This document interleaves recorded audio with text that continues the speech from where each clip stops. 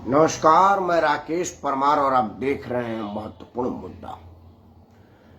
मित्रों, महत्वपूर्ण मुद्दा में आज सबसे महत्वपूर्ण विषय तो ये था कि पिछले साल अमेरिका के राष्ट्रपति के भारत यात्रा में व्यवधान डालने और दुनिया में भारत महान को बदनाम करने की जो साजिश अंतर्राष्ट्रीय स्तर पर रची गई थी, जिसका हमारे दिल्ली पुलिस के जवानों ने निष्फल कर दिया, उसका जो मुख्य सूत्रधार था जिसने पुलिस पर बंदूक तान दी थी, आज उसके फेरोल के रिहाई पर मुस्लिम समाज ने जिस तरह से उसका स्वागत किया, वो न सिर्फ चिंता का विषय है बल्कि खुफिया विभाग को सोचने का भी एक महत्वपूर्ण विषय है। मैं हैरान हूं गंगा जमुनी तहजीब के उस बदतमीजों पर, बेहयाओं पर, बेहुदों पर, जो लोग गंगा जमुनी तहजीब के नाम पर बदतमीजी करते रहते हैं, अपना बेहयाई बखारते रहते हैं। उनमें से किसी भी हरामजादे ने एक बार भी इस बेहया के बेहयाई पर अपना विरोध दर्ज कराने के लिए एक अल्फाज का भी इस्तेमाल नहीं किया। वो लोग बनारस के ज्ञान वापी मंदिर में मिले हुए पवित्र शिवलिंग को फव्वारा बताने में सेकंड नहीं लगाए अपना बयान दर्ज कराने में। वर्तमान सरकार हिंदू मुस्लिम तुष्टीकरण के लिए इन सारे चीजों को कर रही, ये कहने में तनिक पर भी देर नहीं लगाया। लेकिन उनमें से किसी भी आदमी के मुंह में बवासीर का इतना बड़ा असर है कि उन्होंने एक शब्द भी अपने मुंह से ये कहते हुए नहीं निकाला कि भाई एक अपराधी जिसकी वीडियो भी लोगों ने देखी थी, जिसने हमारे सुरक्षा बल पर बंदूक तान दिया था, जिसके बंदूक से निकली गोली ने हमारे एक सुरक्षा कर्मी को घायल कर दिया था और देश में कोहराम मचाने का एक अंतर्राष्ट्रीय साजिश था। इच्छा थी कि अमेरिका के राष्ट्रपति का यात्रा टल जाए और दुनिया भर में भारत की बदनामी हो। ये न सिर्फ आतंकवाद का मामला था बल्कि देश को दुनिया भर में बदनाम करने का एक अंतर्राष्ट्रीय साजिश था। गंगा जमुनी तहजीब जाए भाड़ में, ऐसे लोगों के स्थान विशेष का रंग परिवर्तन सार्वजनिक तौर पर किया जाए, ऐसा मैं मांग करता हूं। किसी को मेरे ऊपर केस करना हो करे।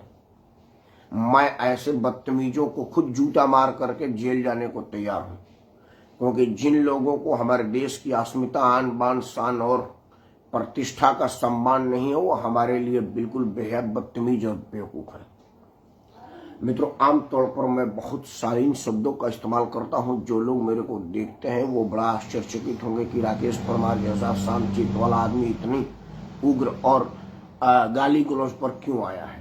मित्र, जब दिल दुखती है ना तो बस में होता है वो गालियां दे सकता है, क्योंकि अगर मेरे बस में होता मैं गोली मार देता, क्योंकि ऐसे लोगों को और कुछ नहीं किया जा सकता। ये इस देश में रहने के लायक ही नहीं है। खैर, सुरक्षाकर्मी बड़े सक्षम हैं और वो जरूर इस विषय पर देखेंगे और इस चीज का आकलन कर रहे होंगे। उनके रडार पर सब हैं, उनसे कोई नहीं छूटने वाला। और अब उनके सेवा में ड्रोन आ गया है। उनको और ज्यादा सुविधाजनक जांच करने के लिए ड्रोन व्यवस्था तो भारत के इस ड्रोनाचार्य ने सफल ही कर दिया है।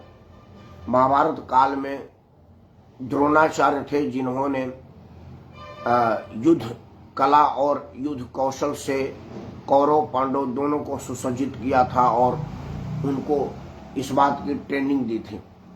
आज द्रोणाचार्य की जगह ड्रोनाचार्य जी का अवतरण हुआ है और दुनिया इस बात से वाकिफ है। भारत के ड्रोन टेक्नोलॉजी पर वैज्ञानिकों को बहुत बहुत साधुवाद, वर्तमान सरकार को बहुत बहुत साधुवाद के पहले मैं आज भारत के पहले शिल्पकार परमादरणीय पंडित जवाहरलाल नेहरू जी के पुण्यतिथि पर उनको अपना हार्दिक शत शत नमन, अपना सर्वोच्च आदर सम्मान करते हुए नतमस्तक प्रणाम पेश करता हूं। भारत के प्रधानमंत्री पंडित जवाहरलाल नेहरू जी का कल्पना और जो जो चीज उन्होंने भारत को दिया, वो तब के किसी भी लोगों द्वारा दिया गया सबसे बेशकीमती तोहफा था। पंडित जवाहरलाल नेहरू ने हमको IIM दिया, संगीत कला अकादमी दिया, वैज्ञानिकों को तैयार करने वाली विद्यालय दी, मतलब वो बहुत कुछ दिया जिसमें भारत इतर आ सकता है। पंडित जी को सबसे पहले मित्रों देखिए, इस बदतमीजों की बदतमीजी पर मैं बहुत ज्यादा नहीं बोलूंगा। दुनिया जानती है और पुलिस उन्हें पहचानती है। वो सक्षम है और इस टाइम का जो सरकार है वो ऐसे लोगों के लिए स्थान सुरक्षित कर चुकी है। उस स्थान पर ऐसे ही लोग जाते हैं, उनको भेजा जाता है, बुला लिया जाता है या पहुंचा दिया जाता है। और वो जो उसको बुलाने पहुंचाने और भेजने में जो लोग लगे हुए हैं, उनकी निपुणता पर मुझे रत्ती भर भी संदेह नहीं है, वो करेगा। मैं करता हूं बात आज ड्रोन के क्षेत्र में भारत के बढ़ते कदम पर। ड्रोन नहीं दिया था, नहीं, पंडित जवाहरलाल नेहरू ने ड्रोन नहीं दिया था, लेकिन ड्रोन बनाने की क्षमता भारत को दिया था, तभी तो भारत ड्रोन बनाने के क्षेत्र में विकसित हुआ। पंडित जवाहरलाल नेहरू के लिए उस वक्त ड्रोन का कल्पना दुनिया में था ही नहीं। अगर होता तो पंडित जी वो भी दे देते। वैज्ञानिक दिया था ना, वैज्ञानिकों को बनाने वाला विश्वविद्यालय दिया था ना, और उसी क्षेत्र का आगे का प्रतिभा। खैर मित्रों, ड्रोन से क्या क्या होगा ये बात बताने से पहले मैं एक बार पुनः ड्रोन के क्षेत्र में काम करने वाले तमाम वैज्ञानिकों, तकनीशियनों, इंजीनियरों और उस कारखाने को चलाने वाले मजदूरों, मालिकों, सबको बहुत बहुत शुभकामना और साधुवाद देता हूं। भारत के वर्तमान प्रधानमंत्री का बढ़ता कदम और इनका उत्साह, प्रोत्साहन बधाई का पात्र है। भारत का वर्तमान नेतृत्व को जितनी ज्यादा सम्मान, आदर और प्यार दिया जाए वो कम है। भारत के प्रधानमंत्री के बढ़ते प्रशंसा से, भारत के प्रधानमंत्री के प्रोत्साहन से आज वैज्ञानिकों का हौसला 7वें आसमान पर है। दुनिया में ऐसी कोई चीज, कोई तकनीक नहीं है जो हमारे वैज्ञानिक हासिल नहीं कर सकते हैं। इस बात की पहचान भारत के प्रधानमंत्री ने वैज्ञानिकों के साथ जाकर किया है। ये पहले प्रधानमंत्री हैं जो विज्ञान के क्षेत्र में अगर कोई आविष्कार या कुछ चीज होता है तो वो स्वयं भाभा श्रमिक सेंटर जाना हो वहां जाते हैं, या इसरो के क्षेत्र के कार्यालय में जाना हो तो वहां जाते हैं। यहाँ तक कि प्रक्षेपास्त्र अगर किसी मिसाइल का होता है तो प्रधानमंत्री स्वयं वहां जाकर के वैज्ञानिकों का हौसला बढ़ाता है। ये अपने आप में एक बहुत बड़ा कदम है और प्रधानमंत्री इसके बधाई के पात्र है। खैर, आज ड्रोन से क्या क्या होगा।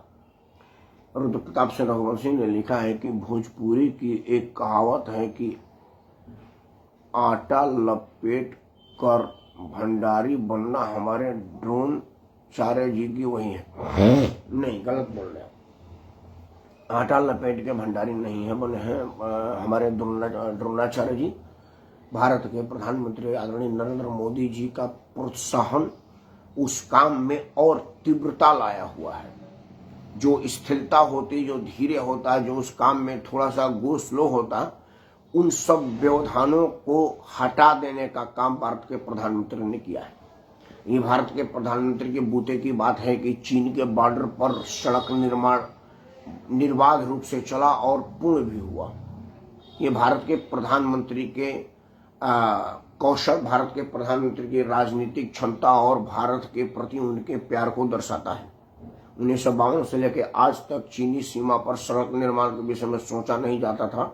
ये भारत के प्रधानमंत्री जी ने ही उसको किया है, इस बात से रत्ती भर भी संदेह नहीं है।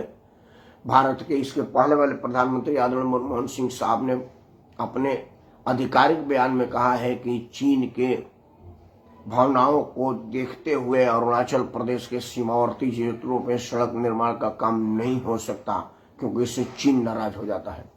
भारत के प्रधानमंत्री ने कहा कि सबसे पहले चीन के सीमा से सड़क निर्माण किया जाए।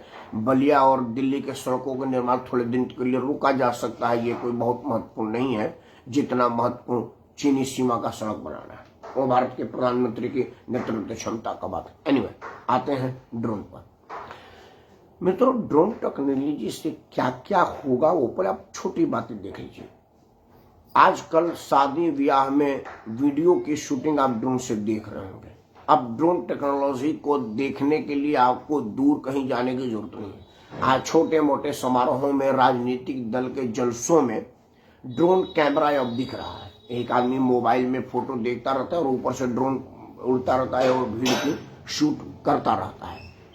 वही चीज है, ड्रोन टेक्नोलॉजी वही है, छोटा और बड़ा तकनीक वही है कि वो अपने 4 पंखों से उड़ता है और उड़ते हुए एक सीमित ऊंचाई तक जाता है। जो बड़ा ड्रोन होता है वो 50-50 हजार किलोमीटर की ऊंचाई पर उड़ता है। जितना जहाज नहीं उड़ पाता उतना ड्रोन उड़ता है। सबसे बड़ी बात है कि जहाज को नियंत्रण करने के लिए एयरपोर्ट पर बैठना होता है और ड्रोन को नियंत्रण करने के लिए एयरपोर्ट पर बैठने की जरूरत नहीं होती है। अमेरिका का ड्रोन जो अफगानिस्तान और पाकिस्तान में बमबारी करता है उसका नियंत्रण अमेरिका में होता है, ड्रोन अफगानिस्तान में होता है, बम पाकिस्तान में गिराता है। ये उस तकनीक का फायदा है। ड्रोन को ऑपरेट करने के लिए आपको ड्रोन के साथ या ड्रोन के आसपास रहने की जरूरत नहीं होती है। जो आप शादी विवाहों में जो संचालन देखते होंगे वो चूंकि छोटा तकनीक है, इस वजह से उसमें नजदीकी की आवश्यकता है। नहीं तो अगर बड़ा तकनीक इस्तेमाल होगा और बड़ा होगा तो आपको रहने की जरूरत होगी। जो अभी भारत में बना वो 1900 स्तर का बना हुआ है। ड्रोन से क्या फायदा होगा, आप छोटे छोटे स्तर पर बात जानिए। सबसे पहले ड्रोन से आग बुझाने में तत्परता आएगा। जैसे कहीं आग लग जाता है, सड़क पर फायर ब्रिगेड की गाड़ियां आने में और सड़क के अवरुद्ध होने के वजह से विलंब होता है। ड्रोन फायर स्टेशन से उड़ करके आधे घंटे से 15 मिनट के बीच तक तुरंत पानी या गैस लेकर के पहुंच सकता है और तीव्रता से उस पर नियंत्रण पा सकता है। पहाड़ के ऊपर घायल सैनिकों को तुरंत लेके जाना और लेके आने में ड्रोन सक्षम है।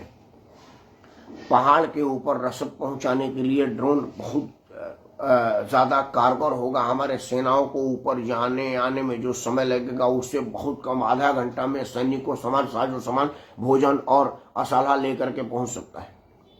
इससे जो आम आदमी को फायदा होगा वो जानेंगे। जैसे हमारे खेत में काम होता है तो आप लोग देखते होंगे कि खेत में कीटनाशकों की छिड़काव होती है, रासायनिक खादों की छिड़काव होती है और ये एक बड़ा दुरूह काम है। किसान को इस छोर से उस छोर तक जा करके छिड़काव के लिए मैन पावर लगाने की जरूरत होती है। तब भी कई बार होता है कि उसमें छूट जाता है, किसान ने भूल जाता है उधर में गया था, हाँ शायद गया था, बाद में 2 दिन बाद पता चलता कि उधर की फसल कमजोर रह गया, यूरिया तो उधर पड़ा ही नहीं था। ड्रोन को कंप्यूटर से ऑपरेट किया जा सकता है और वो बाकायदे एक नक्शा उसके सॉफ्टवेयर में अपडेट कर दिया जाएगा तो वो खेत के इंच इंच के हिस्से को भी जा करके कीटनाशकों का छिड़काव हो या खादों का छिड़काव हो वो कर सकता है। मतलब ड्रोन की क्षमताएं असीमित है। पहले जब 80 के दशक में भारत में कंप्यूटर युग का शुरुआत हुआ था तो लोगों ने कहा था कि अब इसका क्या होगा, ये कुछ नहीं होगा, ये डब्बा बन जाएगा। आज कंप्यूटर के बगैर पान का दुकान नहीं है। पान के दुकान पर भी गणना करने का काम कंप्यूटर कर रहा है। उससे आसानी इतनी हुई है, मैं मेडिकल स्टोर में गया था तो एक दवा लेने के लिए, तो मेडिकल स्टोर का संचालन कर रहा है कि नहीं 3 टैबलेट पड़ी हुई है। कह रहा सर नहीं पड़ी हुई, बिल्कुल 3 टैबलेट पड़ी हुई है, देखो। तो वो 3 टैबलेट नीचे रह गई थी, वो खोज खोज करके आधा घंटा लगा दिया। मैं बोला कि रहने दे, मैं जा रहा। बोला नहीं अंकल जी है 3 टैबलेट पड़ी हुई है। अब वो 3 टैबलेट उसके कंप्यूटर में माइनस नहीं हुआ है और 3 टैबलेट फिर खोज के देखा, हाँ अंकल ये 3 टैबलेट पड़ी हुई है। मतलब कंप्यूटर गणना कर रहा है कि कितनी दवा है, कितनी बिक गई, कितनी बची हुई है। कागज कलम पर यह संभव नहीं था। अब आप सोचिए कि वो 3 टैबलेट, एक टैबलेट 76 रुपए का था और अगर उसमें कंप्यूटर से गणना नहीं होती तो 76 गुणे 3 जोड़ लीजिए कि कितना रुपये उसका बर्बाद है। एक छोटी और बहुत साधारण बात बताते हैं। कंप्यूटर से आज रेलवे का टिकट आप 20 साल पहले का ले लीजिए या 3 महीने पहले का ले लीजिए, आपका सीट सुरक्षित हो जाता है। एक बार मैं बलिया से दिल्ली जा रहा था तो बलिया से मेरे सामने वाला सीट 3 बार बिका। बलिया से बनारस में उसमें से आदमी उतर रहा है, दूसरा आदमी चढ़ रहा है। अब मैनुअल जब होता तो बलिया से बनारस कट जाता तो टीटी को पता नहीं होता, टिकट काटने वाले को कि बनारस से आगे है तो बनारस से सीट खाली जाती। लेकिन कंप्यूटर को पता है कि सीट बनारस तक है तो बनारस से आगे कानपुर तक भरा, कानपुर से आगे फिर दिल्ली तक का भरा, तो रेलवे का फायदा हुआ, सीट खाली नहीं गई। उसी तरह से आज ड्रोन युग का शुरुआत हुआ है और अब ड्रोन के बगैर संभव नहीं हो पाएगा। 2, 4, 5 सालों में सारा काम ड्रोन का होगा। ड्रोन की उड़ती हुई टैक्सियों का आज प्रदर्शन हुआ। उस प्रदर्शनी में ये दिखाया गया है कि एक छोटी सी टैक्सी है जिसमें 2 आदमी बैठ सकता है। उसमें एक तो पायलट होगा, दूसरा सवारी होगा, या दोनों सवारी होंगे और नीचे से वो ऑपरेट होगा ड्रोन की तरह से, और वो आपके गंतव्य तक पहुंचा देगा। अब आप कल्पना करिए कि आप बदरपुर में रहते हैं, संगम विहार में रहते हैं, उत्तम नगर में रहते हैं, ऐसे जगह पर रहते हैं जहां से मोहल्ले के बाहर निकलने में कभी कभी तो 1-1 घंटा लग जाता है जाम में, और आपके घर के किसी शुभचिंतक का, आपके किसी परिवार के सदस्य का हार्ट अटैक आ गया, 15 मिनट में उनको अस्पताल पहुंचना है, तो 15 मिनट में तो छोड़िए, 15 घंटे में तो एम्बुलेंस अंदर नहीं आएगी, और अंदर आपका निजी गाड़ी हो तो बाहर नहीं जाएगा, अस्पताल तो बड़ी दूर। ऐसे स्थिति में अगर ड्रोन टैक्सी शुरू हो जाएगा तो हम फोन करेंगे, आधे घंटे में ड्रोन टैक्सी आएगी, हमको लेकर के अस्पताल में ले जाकर के छोड़ देगी। मतलब त्वरित इलाज शुरू हो जाएगा। बचना बचाना भगवान के हाथ में है और डॉक्टरों के प्रयास में है। लेकिन हमारे पास ये अफसोस नहीं हो जाएगा कि हम समय पर अस्पताल नहीं पहुंच पाए। तो ड्रोन तकनीक की जितनी तारीफ की जाए वो कम है, और ड्रोन टेक्नोलॉजी को भारत के आम जन के लिए सुलभ करने और आम आदमी तक इसकी पहुंच बनाने के लिए भारत के प्रधानमंत्री का बहुत बहुत धन्यवाद। वैज्ञानिकों का विशेष आभार। ये पब्लिक है, सब जानती है किसने क्या कहा, उनकी हैसियत पहचानती है। विज्ञान की जय हो। जय विज्ञान, जय वैज्ञानिक, और जय वैज्ञानिकों का प्रोत्साहन करता। आपकी जितनी तारीफ की जाए वो कम है।